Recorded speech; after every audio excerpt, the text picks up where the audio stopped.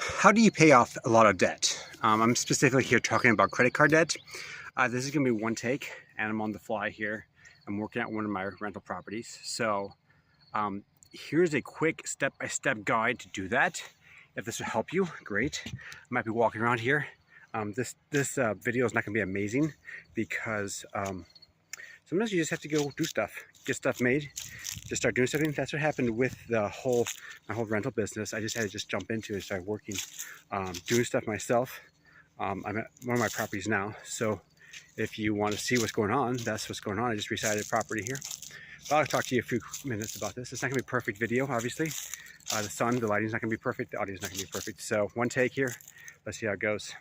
One of the things I really want to address here is the whole topic of mindset. If you don't have the right mindset, I don't think you'll be prepared to take on the whole debt pay down activity. I think that if you don't have the right mindset, you're gonna be confused, and you will have a directionless. You'll be directionless on how to do it. What I would do first off is think about: are you willing to do it? You're like, well, I clicked on this, so I must be willing. Well, are you really willing? Are you willing to cut out everything out of your life so that you can actually do this successfully?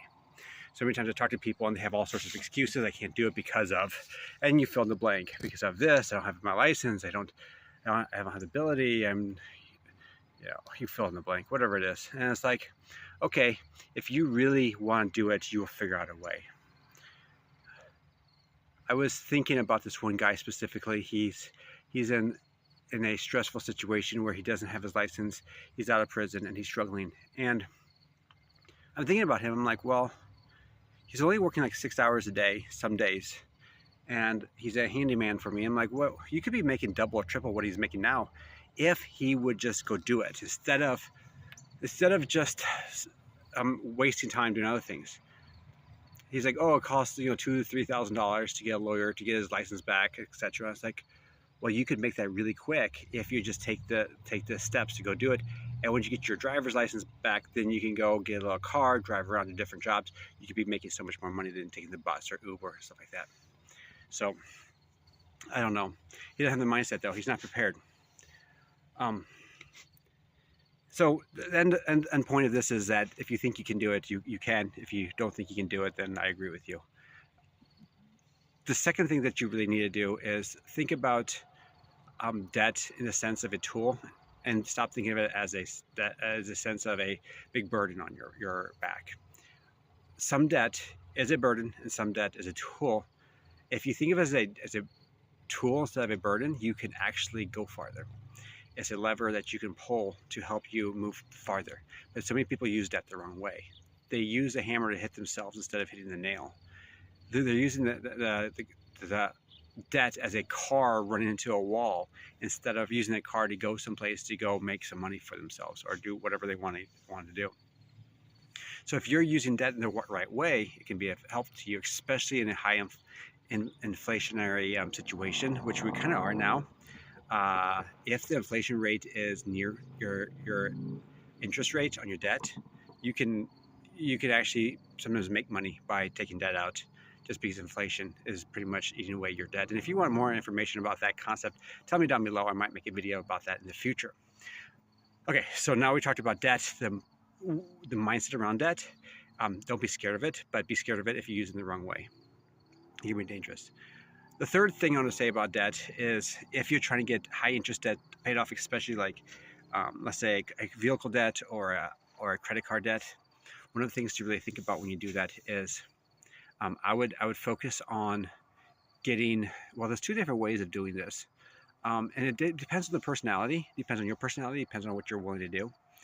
The best way, like the optimal way where you save the most amount of money, is to pay the debt with the highest interest rate and just pay that one off first. And then whatever money you save, whatever money that you would be paying towards that debt, go pay the next one down, the next highest interest rate.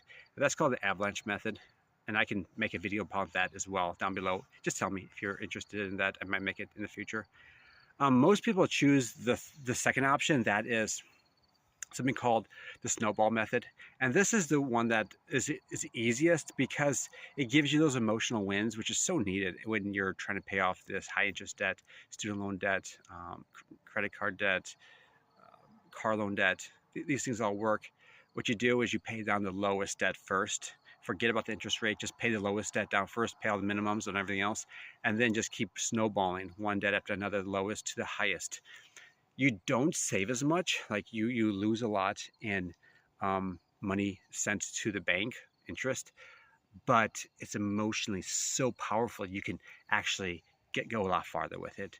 It just depends on how motivated you are and how incentivized you are to pay that debt off. Those are the three big things I would focus on.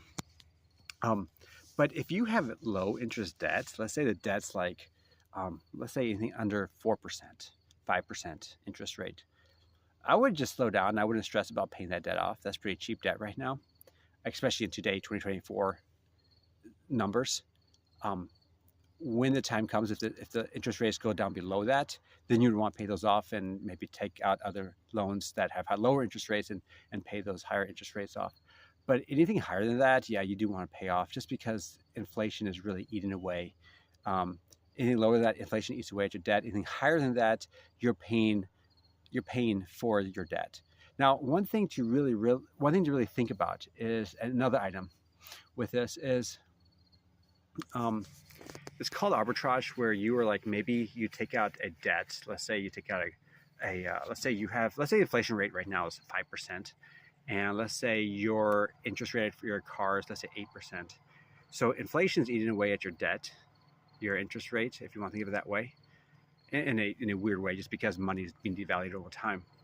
So let's just say, just for the sake of argument, for simplicity reasons, that let's say you're now only paying, what's 8 minus 5? Well, that's 3. So now you're only paying like 3% for your debt instead of 8% because inflation is eating away at your debt, just because of decreased value of the money over the years.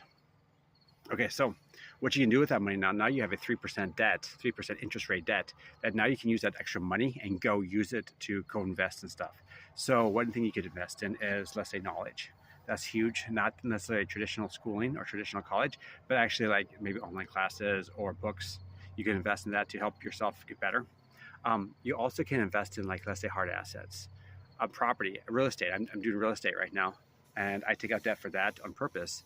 Am I debt free? No. And I don't really want to be debt free for this, because when you're debt free, you're actually, strangely enough, and if you want me to break down the numbers for this too, tell me down below, because I'll be happy to break this down as well. But you actually make more money per dollar you invest if you get the interest rate cheap enough on your debt. So right now, some of my interest rates are pretty low, and so I come out ahead by pulling my money out, as much of my money out as possible, and use the bank's money, because I can make more money per dollar I personally have invested in the property by doing this method, by using debt. And also by leveraging, I can go and buy more properties that way too. So I can, instead of buy, let's say, 3 properties, I can go buy 20 properties using the same dollar amount. And over a period of 10, 20 years, now I have a portfolio of properties that are either paid off or almost paid off. And so it makes a lot of sense that way.